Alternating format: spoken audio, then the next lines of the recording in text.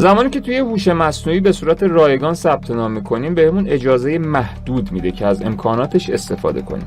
چطوری اینو نامحدود کنیم و دورش بزنیم؟ بریم که بهتون بگم.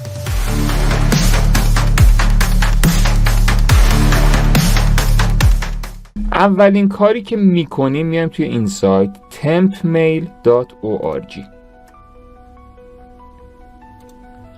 این سایت میاد یک ایمیل به صورت موقت برای ما میسازه و تا وقتی که صفحه مرورگر من بازه میتونم اینجا یک اینباکسی داشته باشم و ایمیل هامو دریافت کنم. میام مثلا این ایمیل رو برای من ساخته، اینو میزنم، ایمیلم کپی میشه. مثلا میام توی این سایت هاگینگ فیس که قراره باهاش کار بکنیم، ساین اپ رو میزنم، اینجا ایمیلم رو میدم و پسوردم.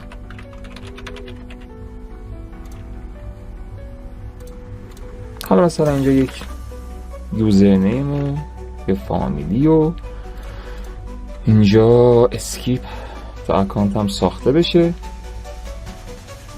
حالا میام اینجا یک مقدار باید صبر کنید تا توی این باکسیتون لینک در این تاییدیه‌اش رو اومد. حالا روش کلیک میکنم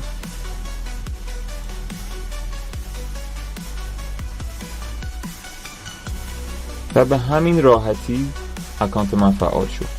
حالا کافیه بیام توی این سایت، اجازه بدید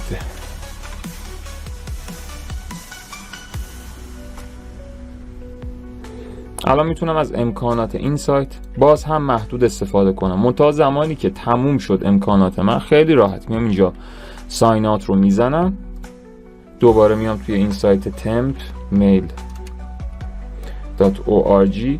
فقط حواستون باشه یه بار مرورگرتون رو ببندین دوباره باز کنین که یه ایمیل جدید بهتون بده. فکر کنم این ایمیل تکراریه. بله، من اگه اینو ببندم دوباره باز کنم، یعنی مرورگرم رو ببندم و باز کنم، یک ایمیل جدید به من میده. با استفاده از اون ایمیلم دوباره ثبت نام میکنم توی این سایت، فعال سازی میکنم حسابم رو و شروع میکنم به کار کردن. به همین راحتی.